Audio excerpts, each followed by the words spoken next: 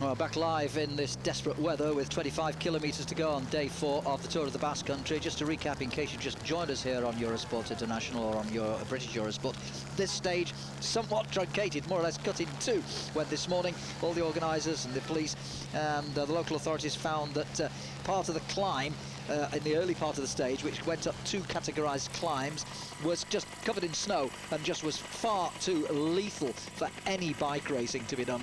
And so they transported the whole lot, the whole shebang, the riders, the team cars, everything else, via a different route.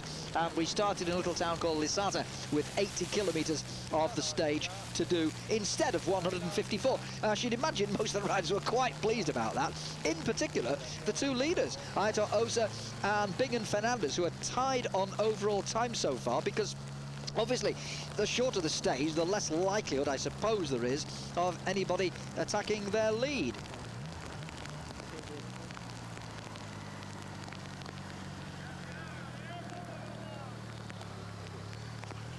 Interesting, isn't it, how when they go round a corner like that, 1 minute 39, when they go round a corner like that, they're all taking it very, very gingerly, and I should imagine that the peloton is doing too.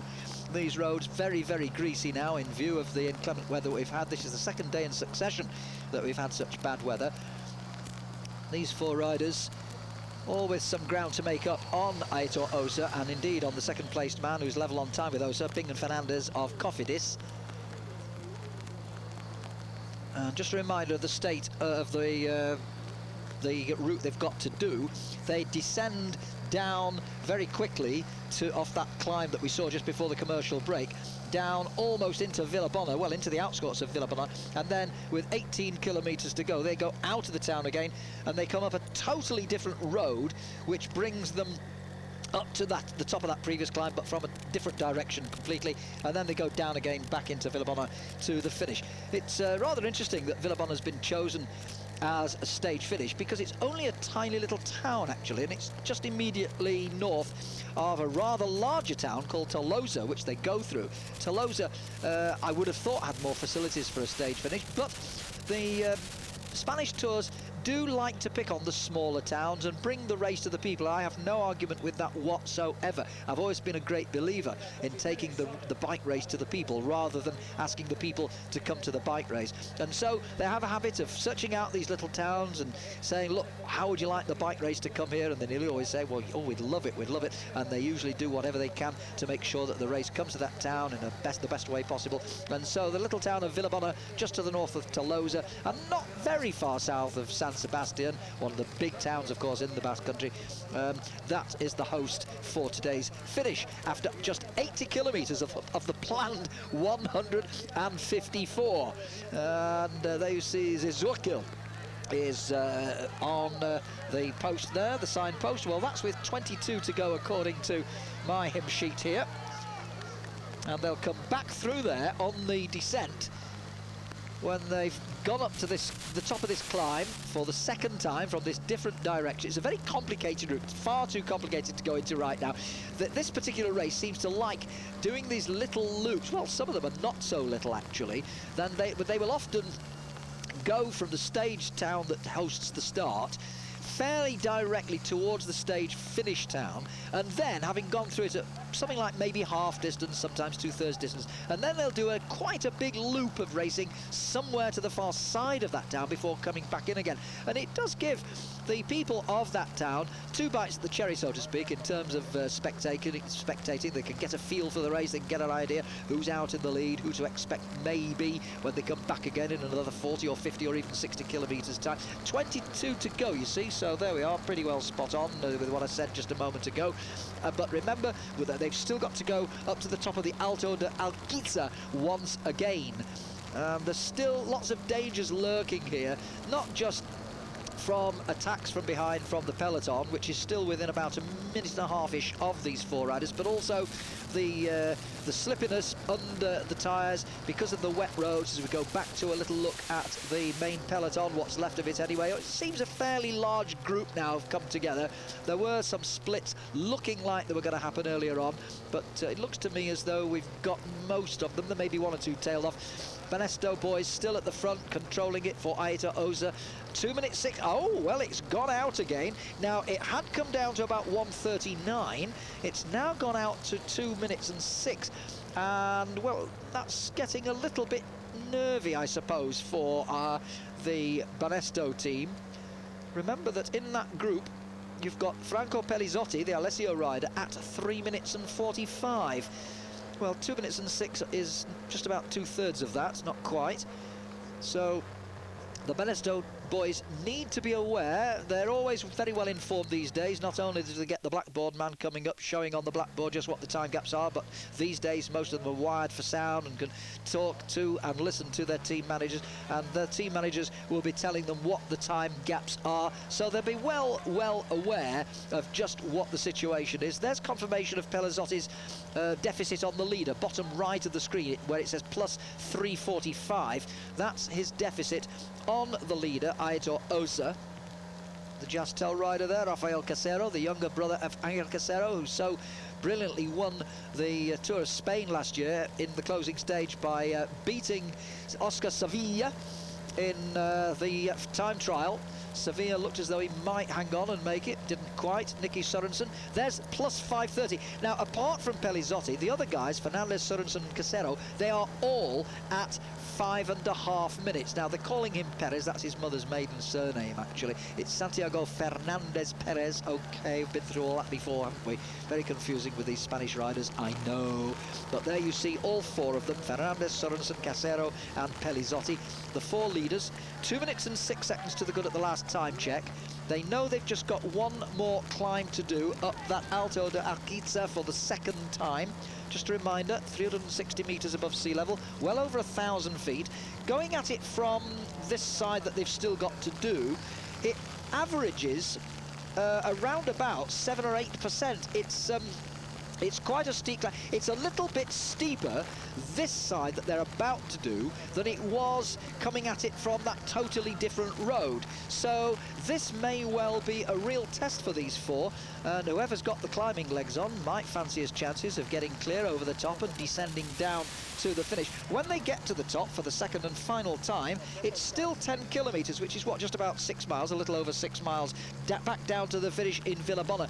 And anybody chancing his arm is going to have to be very, very careful. If he's going to make a do-or-die effort on the descent to win the stage, he's got to have to be very careful that he doesn't overcook it on the corners and go down and therefore damage his chances, and maybe damaging parts of his body as well, damaging his chances of winning the stage. So lots of interesting thoughts going on, I should think, in the minds of these riders as to what they're going to do.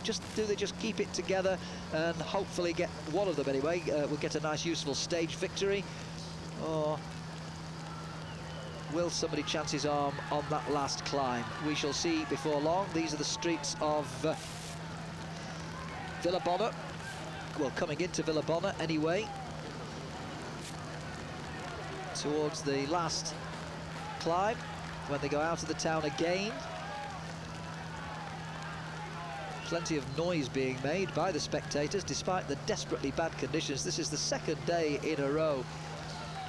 The Rabobank boys, when they finished yesterday, they were so cold, they went straight into the team bus. The team manager had ordered the team bus driver to start the engine some time before the stage finished. And by the time the riders actually got there, he'd had the engine going for such a long time enough for the heating to warm up. And apparently, inside the team bus, the temperature was well nigh up to 40 degrees centigrade. And they were all glad to pile in. It was really very, very cold yesterday, and they all made straight for the T-bus, straight inside, and it was like, boom, straight from freezing cold to, wow, I'm in an oven. And they all stripped off the clothes, and they, oh, these buses, you know, they come equipped with showers and everything, and they were able to have a shower and change into decent clothing, dry, warm clothing, just like that. Now then, There's a shot of the finish. You've not seen it before. I had a little sight of this earlier. It's just on the outskirts of the town, and it's up on a climb overlooking the town, and you can see that it looks a little bit deserted right now. In fact, I did say I'd tell you more about the finish a little bit nearer. Well, I'll do that now. The finish in the last kilometre climbs up from 70 metres above sea level in the town itself to 130 metres above sea level at the finish, which is just outside, there's a big football stadium, it's the local town's football anyway, just outside the town, but it's in a very exposed position. 60 metres of climbing, that's what, about 200 feet of climbing in the last kilometre. It's a very hard finish up to that point there. We'll take a short break, we'll be back with the action here in the Tour of the Basque Country in just a moment. Don't go away. Well, here we are back live with the 4 leaders who are now approaching the final climb of the day, going up to the top of the Alto de Alquiza above Villabona for the second time today. These 4 leaders, let me just remind you, Kelm's Santiago Fernandez, CSC Tiscali's Nicky Sørensen, Joustel's Rafael Casero, and by far the latest of the 4, because those 3 went away early. He just latched on in time. Franco Pellizotti of Alessio. Now, interestingly, only one of these riders has ever won a pro race before. Fernandez is a second-year pro, no wins. Rafael Casero, the younger brother of Angel Casero, who we know far better, he's in his 3rd year as a pro, but has still not had a victory. And Alessio's Franco Pellizotti, he is also a second-year pro with no wins. As we go briefly back to the peloton and back indeed now to the leaders again, only Nicky Sørensen has stood on the victory podium with his arms up in his in the air. He's had 7 wins in his pro career, including a couple of years ago. You might remember, you Brits particularly, because it's a race we've had dealings with ourselves, haven't we, over the years. The Circuit des Mines. Well, Nicky Sørensen won that a couple of years ago amongst his 7 pro wins. So he, you have to say, is the most experienced of the 4, as we get a view, slow-mo view, of the peloton lower down the climb. Still quite a few, or 1 or 2 anyway, of the Banesto boys at or near the front. And there you see them.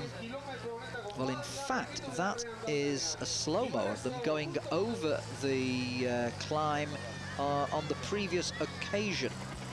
But now they are approaching it from that different direction I mentioned. And we're going back to the 4 leaders and back again to the peloton, still striving to keep this gap down to reasonable proportions. Actually, they're managing that quite well. I've just heard it's exactly 2 minutes. So long as it doesn't get anywhere near the 3 minutes and 45 seconds, which I mentioned for Pellizotti, then they're okay.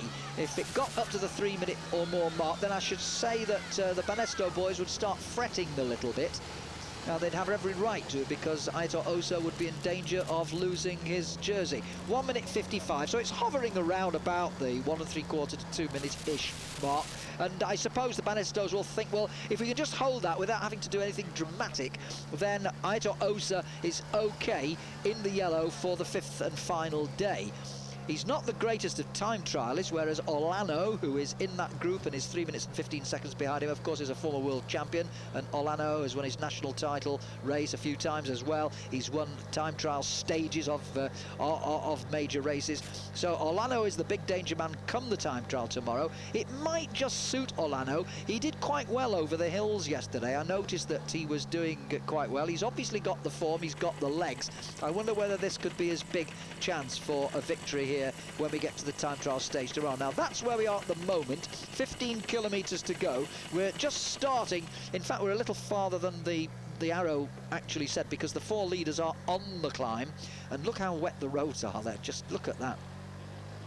And of course, higher up you get to the snow line. Fortunately, on this particular climb, the snow line is higher than that, but it was covering those other 2 climbs this morning that they should have done, which went up to almost 800 meters above sea level. Just to put it in perspective, this particular climb that they're doing twice this afternoon, the Alquiza, is less than half that height above sea level and has not been affected by snow.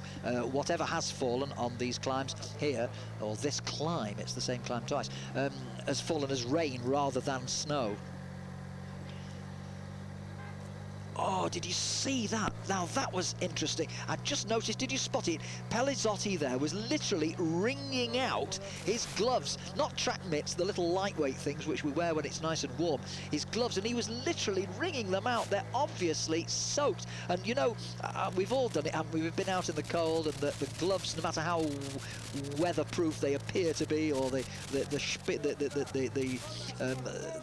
selling point says, oh, these are wonderful gloves, brilliant, have these, they'll do you a world of good. No glove is ever totally waterproof, is it? And your fingers inside get frozen to death. It's hard to work the brakes and the gears.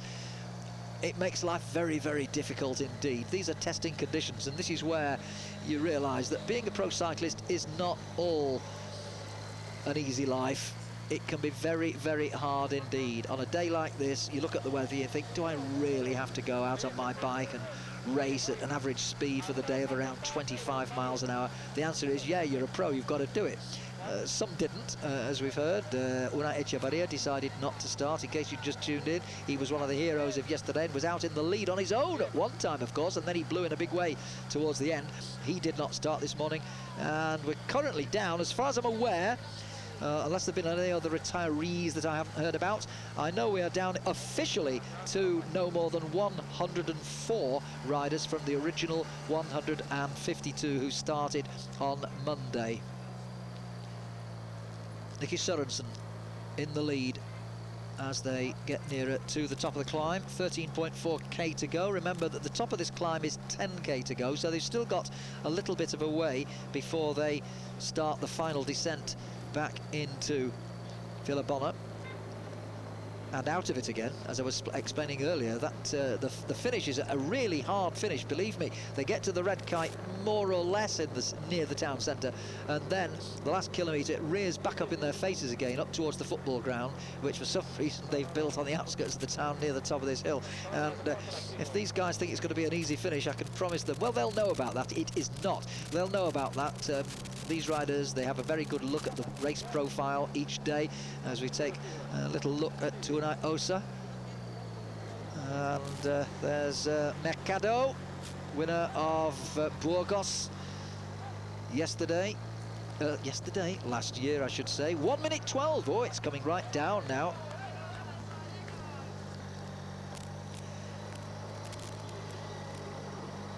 We just have a little look at Aitor Osa's brother there. He's right there, helping to keep the rhythm up in the peloton. But 1 minute 12, they're obviously making a good fist of keeping this under control now. Getting ever nearer to these four, so can they stay away? They're nowhere near the top of the climb yet, although they seem to be riding a good tempo, these four. At the front at the moment, the Jastel rider, Rafael Casero. Does his brother ride well in the Tour of Spain last year? I wonder whether Rafael, who's still a comparative newcomer to the pro scene, I wonder whether he's going to be anywhere near as good. The GPS says it's down to exactly 1 minute now, and it was up to 2 minutes a little while ago. So suddenly a big reaction speed-wise back in the peloton, and some good driving being done by the Benesto boys, and Mercado riding shotgun, so to speak, for Aitor Osa, the current leader. Now then, a little bit of a split coming here, and it looks like it's Nicky Sørensen who's decided to go away on his own. Sørensen attacking the other three. Maybe Sørensen, who I said earlier is by far the most experienced of these four, maybe he's heard the time checks coming down from 2 minutes to 1:55, then suddenly it was down to 1:12, and now 1 minute we last heard. Maybe he's decided that if he stays with this quartet, the other three of whom are comparative novices to himself, maybe he thought that they were going to get caught, and he doesn't want that. He'd like professional win number 8. So Nicky Sørensen could be making a race-winning move here. I did say that this was one of the possibilities, but remember that if he isn't going to go for broke, he might just have to take some risks on the descent, and that could be his undoing. I hope that's not a portent of disaster. I don't wish anything like that on any riders, but you can see how the gap is coming down quite rapidly now. Only 53 seconds. So obviously back in the peloton, things warming up. We've got one of the Mappy boys helping the Benestos to keep the pace, and so Sørensen, spotting this danger, I think, has decided he's got the legs and he fancies his chances of getting over the top of this last climb and hopefully safely back down to the finish for a possible stage victory. It won't change the overall situation. Remember, Sørensen is no fewer than 5.5 minutes down on overall classification, so he's no real danger at this stage to the overall race leader in yellow, Aitor Osa. Just trying to spot him actually in the peloton. The Balestos have got 3 boys at the front there, but I don't just see the yellow jersey. Well, don't be confused, dear viewer, because you might see a yellow, but in this sort of weather it could be a racing cape that just happens to be yellow. We did see that a few times yesterday when the rain was belting down. Lots of them had got racing capes on, and instead of being in their team colours, which would have made life a little simpler, some of them just had plain yellow tops on, racing capes, and that confused things a little. The quality of the pictures in the terrible weather was not all that wonderful. Now then, Sørensen's got a bit of a reply coming on here. This looks like Franco Pellizotti trying to come back. Pellizotti in the dark colours of Alessio coming right back. Oh, and he's gone right past him. Look at this. Pellizotti, not a win to his name in his professional career, has decided he wants to have a little bit of this. And look at that. That's a brilliant fight back. Well, battle well and truly joined here as we get higher up the climb of the Alto de Alquiza. And has it been too much for the other two? Santiago Fernandez, the Kelme boy, and Rafael Casero, the 2 Spaniards fighting life hard. We've got a Dane and an Italian now, keeping the pace hot at the front. Well, Pellizotti, only in his 2nd year as a pro. A nice determined look and a very steady pace on the front. Now, has that opened up the time gap? Yes, it has. It's gone back up to 1:09. Ah, it's fascinating stuff, this, isn't it? Are they going to stay clear? Can they do it and get the stage win? I'm fairly certain that, barring accidents, Aitor Osa will still be in the yellow jersey of overall race leadership when we come to tomorrow's start. And remember, it's a split day tomorrow. We've got the road race stage over, let me remind myself, 94 kilometres in the morning, and then that very, very tough time trial, the individual time trial, 15.2 kilometres in the afternoon. And we're coming to you live with both of those. Just a reminder, those of you who want to get out training, if you're not working tomorrow, we go live at 11:30 tomorrow morning. That's British summertime. Sorry, that's Central European time. It's 10:30 if you're in the UK. And then the time trial will be live with that at 5 o'clock Central European time, which of course is 4 o'clock in the UK. So we're bringing you both stages live tomorrow to take this race to its climax. So I don't know when you're going to fit your training in, but perhaps if you're racing Saturday, Sunday, you could treat Friday as a rest day and settle yourself down with your hot cocoa or whatever in front of the telly. Tune into British Eurosport or Eurosport International, and you can see the climax of this Tour of the Basque Country, which really has had everything, hasn't it, with some dramatic changing around the general classification, particularly yesterday, and Birchberg amazingly pulling back on stage 2 to claim 3rd place when the bunch seemed out of it, and he somehow managed to get back and hung on to the jersey well. And then of course the terrible weather of both yesterday and today decimating this field. From 152 on Monday, we're already down to no more than 104, and Pellizotti attacking the Dane. Sørensen struggling to stay in touch with Pellizotti now, as we see the leaders on the left, and well, you did see the peloton on the right, and Sørensen's having to dig very, very deep to hang on to the Italian. One of the Euskaltel boys now coming out of the peloton on the higher slopes. Ah, it's David Echevarria. Well, remember, we don't have Unai Echevarria, the man who was born in South America, but David Echevarria has always been known as a pretty good climber. And the Euskaltel boys have provided us with 1 or 2 spectacular efforts in the recent years. They had a stage win in the Tour de France last year, but now the response comes. And this is, well, I didn't have time to identify him. It's one of the Deutsche Telekom riders coming to the fore. We've not seen much of Team Telekom, apart from one little bit by Alexander Vinokurov on the 2nd stage briefly, which came to nothing. Andres Kluden has gone, and Bobby Julik as well. And they go over the top of the climb with the second half of that quartet, just 13 seconds drift now then. I don't think the camera will stay with this until the peloton comes, surely. There's quite a gap before we get to the peloton. 13 seconds. between Pellizotti and Sørensen, and the next two over the top, Fernandez and Casero. And from there, it's 10 kilometres down back into the town and then up to the stage finish. Now we've got one rider just ahead of the peloton coming up to the same point at the top of the climb, going for 5th place at 52 seconds. One of the Euskaltel boys, and that really has just pulled one or two riders off the top of the peloton, but the gap's still 50 odd seconds. Now, given that most of the last 10k is downhill, apart from that last kilometre which I was telling you about earlier, the question arises, have they got enough to get down safely and stay clear for the sprint at the finish? We got a brief shot there of the Euskaltel rider who's out in front of the peloton, but we're now going up to the oh, and look at the misty conditions here. This is not good.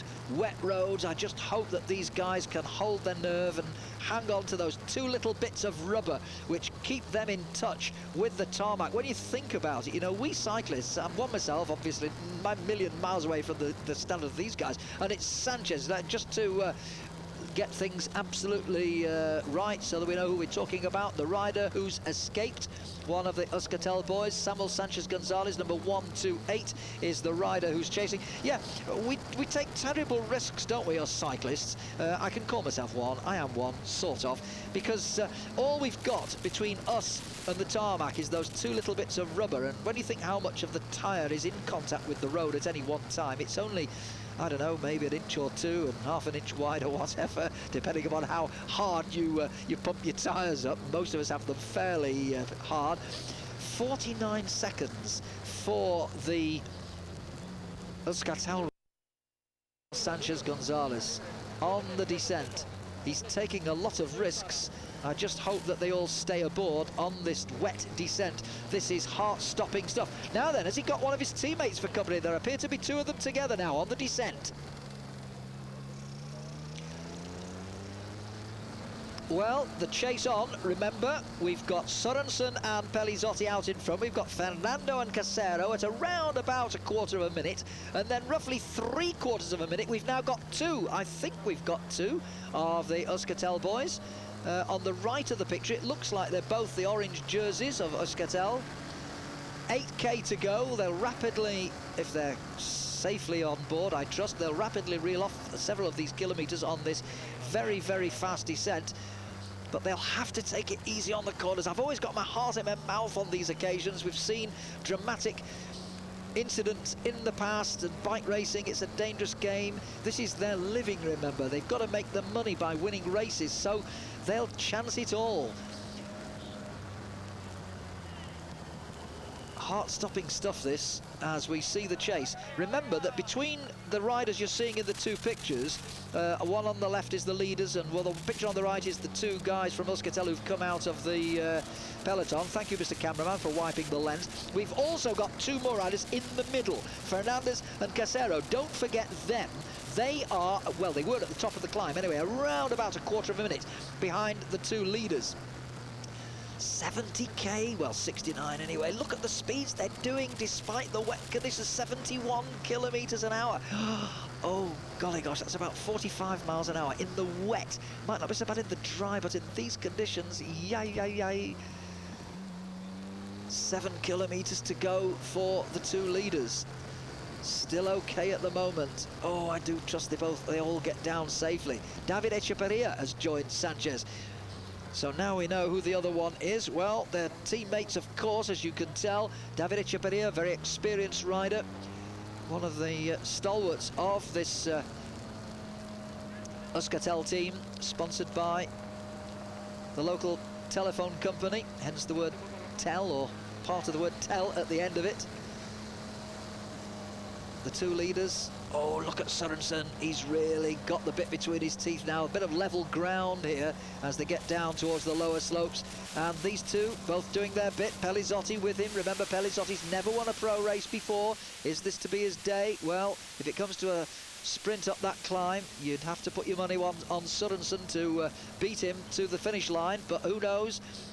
Funny old game, as they say, about most sports, actually. Sport is like that, isn't it? Echeverria and Sanchez still chasing, but remember, on the road today, they are in 5th and 6th places. I haven't seen them go past the other two at all. I think we would have spotted if they'd gone past Fernandez of Kelme and Casero of Jastel. There's the two leaders. We've still got those other two guys who were with them earlier, but got dropped on the climb. They should still be in 3rd and 4th places, with the two Euskaltel boys in 5th and 6th on the road.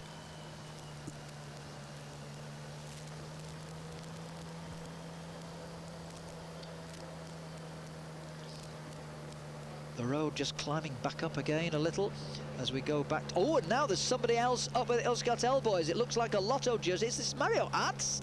I'm not quite sure. I didn't spot his number. It may well be. Now, Pelizotti and Sorensen apparently 53 seconds up on Sanchez and Echeverria. But what about the other two guys in the middle? And more to the point, who is the rider from the Lotto team who's managed to do what must have been a breathtaking descent to get up to the Euskaltel boys?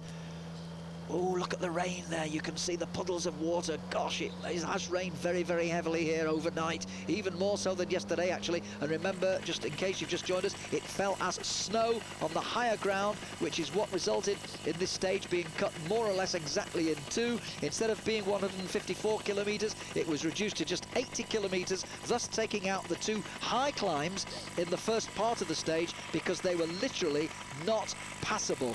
There was a lot of snow fell overnight, unbelievable. I wondered why I saw a snowplow out on the roadside yesterday. It just seemed so incongruous, but like I said before, they obviously knew something that I didn't, that the weather was going to turn a bit nasty overnight, and it did. 5 kilometres to go. The Mavic neutral service vehicle right up behind these two guys in case they need a quick service and need a fresh bike or a fresh wheel. Let's hope they don't have any mechanical problems. They've so far survived the descent. They've not got much more to go, and I'm sure that's one of the Lotto boys up with the two Euskaltels, Echeverria and Sanchez, and the gap 1 minute. Well, I don't think they're going to catch them. And meantime, I haven't seen anything of Fernandez and Casero for some considerable time. I can't believe that they've gone past those two. I'm fairly certain that Spanish television would have shown that to us if that had indeed occurred. Is that the 5 to go? Let's see if we can identify it. It is indeed 5 kilometres to go for what's now 3 chasers. Still haven't identified the Lotto rider for you. I have a feeling it could be Mario Arts, who prefers the sunshine. He was enjoying himself with Van der Waal in Malaysia on the Tour of Langkawi, enjoying the plush hotels. In fact, Mario Arts said to me, I said, how are you liking these hotels? Because the Malaysian hotels are absolutely unbelievable. No less than a 4-star, some are 5 stars. And he said, I think he was exaggerating slightly because this was his first time in Malaysia, and he said 4K to go. He said, he said these hotels, he said they're 10 times better than on the Tour de France. Hope there's nobody from the Tour de France organisation listening into that. But of course, the Tour de France does have to cater for so many more people than even the Tour of Malaysia. In Langkawi, we had to, I think something like 1,500 people on the race altogether. My goodness, but the Tour de France is even more than that, of course, with all the world's sporting press as well. We've found the two chasers who we've not seen for some considerable time. Now, I still think that they are in 3rd and 4th places, the Kelme rider and the one from Jastel, Rafael Casero. And it is Mario Arts. Thank you very much indeed. Got it right for once. It is Mario Arts, or Arts, as the Belgians pronounce it. I suppose I'd better say Arts. I'm pronouncing it with the more German pronunciation, aren't I? As if it was a umlaut, which would be Arts. But Danny Nellison actually corrected me the other day. Thank you, Danny. It's actually Arts. They pronounce it in Holland and Belgium. They pronounce it Arts. So I've learnt something from Danny there. I'm always willing to learn. It's Mario Arts. 3 kilometres to go for the two leaders. Can they stay clear?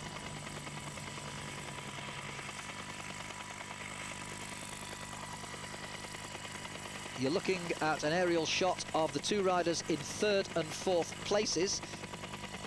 Fernandez and Casero. Casero, the man hanging on to the shirt tails of the Kelme rider, Santiago Fernandez.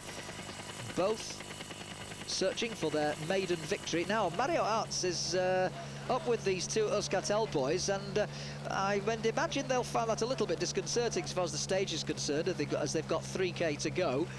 I bet they thought they had this little chase to themselves, but as we go back to the leaders, it's not to be. And Mario Arts, of course, is a formidable rider, a very, very experienced rider.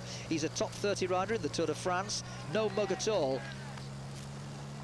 The two leaders then down in the valley, crossing over the river, and it won't be too long now before they get to the Red Kite, another kilometre or so, and they then have to climb quite considerably up to the finish. That's 2 to go, is it? Yes, indeed. So, oh, well, that's amazing. Off comes the top from the Alessio rider, Pellizotti. The weather's not suddenly got all that good. I don't think it's quite a case of getting out the suntan oil, but maybe he fancies having a go at the sprint and wants to lighten his load as much as possible. Interestingly, the Jazztail rider Rafael Casero has got his top unbuttoned, or unzipped, so obviously he's not feeling all that cold now. But the weather, I can assure you out there, is very, very cool. 2K to go for the next 3 chasers. They are lying, remember, in 5th, 6th and 7th places. Back to the 2 leaders once again. And remember what I said, when they get to the Red Kite, they'll think they're nearly there, home, done and dusted. But it's quite a climb up to the finish, almost out of town, up to where the football ground is. As we go back to the 3 chasers after the 3rd and 4th riders. And there you see them coming up to them. And are they going to go straight past? Well, so we've got 5 riders now, all in with a shout of a place on the podium for the stage, as we see Echevarria and Sanchez and Arts come up on the tail of Fernandez and Casero, but Sorensen and Pellizotti meantime going under the Red Kite. Now this is where they have to think very carefully about their tactics for the stage win. Pellizotti has yet to win a professional race. Nicky Sorensen has 7 wins to his credit, including that Circuit des Mines overall. He won that 2 years ago. And there now we have 5 chasers, the 2 Euskaltels, joined by Mario Arts, Echevarria and Sanchez Arts joining up with Fernandez and Casero, and they will be battling it out in a little while for 5th place. It might be that Mario Arts now has the chance to get a 3rd place. There are no time bonuses. Let me just stress once again that in this race, like 1 or 2 of the Spanish stage races, they don't give any time bonuses. It'll all be settled anyway and split by the time trial itself tomorrow afternoon. But now the big climb up to the finish in the last few hundred metres, and it is a climb too, so I hope the cameraman will concentrate on these 2 now for the next few hundred metres as Pellizotti goes to the front. Sorensen and Pellizotti. Nicky Sorensen, by far the most experienced, and it climbs up through the woods towards the football ground. We go back to the chasers, but let's please concentrate on the 2 in the lead now, Pellizotti and Sorensen, as they climb up towards the finish. It's a tough climb too, as you see the chasers back down the slope going under the railway, and they are now on the climb as well. They're not going to catch the 2 leaders, but let's stick with them. Hopefully we can do now, as Pellizotti's got quite a big gear turning there, possibly too high. Sorensen can out jump him there on the lower gear. If Pellizotti doesn't watch it, that would be an experience showing. Pellizotti is only a 3rd-year pro. Sorensen's watching him from the back now, and Sorensen's got the chance to go on the inside, but he's not quite taking it. Oh, we're back to the chasers. We need to go back up to the 2 riders in the lead, and now Sorensen going for it up the climb. Sorensen taking the lead, and once again Spanish television taking us back to the chasers, which is not quite as important as the 2 up front, as we come back finally to Sorensen and Pellizotti. And I think Sorensen's got the measure of him here, or has he? Pellizotti, no! Pellizotti's coming away, and Pellizotti for Alessio may well be on his way to his and he's smiling. This could be his 1st ever stage victory. Look at the gradient, and he's smiling from ear to ear as he knows he's got the better of the Dane. The Italian reaches for the sky at the top of the climb to win stage 4 of the Tour of the Basque Country, and he has recorded his 1st ever professional victory. Sørensen settling for second place, and this looks like David Echevarria just outgunning his teammate for third place, and I think Mario Arts might just cross the line in fourth as we go back to the peloton, and we need to confirm that the yellow jersey is in that peloton as they close up remarkably at the finish, but not closing up enough now. Then coming up in ones and twos and little stringy bits, and still no yellow jersey. The important thing is, where is Aitor Osa, the Banesto rider? Is that him there? Well, there are lots of yellows. There's Team Coast, of course, who are in yellow. Onsi are in yellow. And I just hope there's Nicky Sørensen having a look. No, that's, beg your pardon, that's one of his teammates crossing the line there in the pack. There are one or two riders in yellow, and I'm not convinced I've seen the yellow jersey of the overall leader cross the line. Provided he crosses the line within 3 minutes and 45 seconds of Pellizotti, then everything is okay. Now, others of the Alessio team down the hill may not know that their man scored his maiden professional victory today. They'll certainly know in a few minutes' time, and they'll know that there'll be a bottle of wine or two on the dinner table tonight. The riders very sensibly just making sure that their numbers are seen. That's what they were doing there, because the photo finish camera records them crossing the line. If the number is obscured, it causes all kinds of problems. And so the riders doing the sensible thing, making sure that the photo finish camera can see their race number as they come over the finishing line. Very sensible, very professional.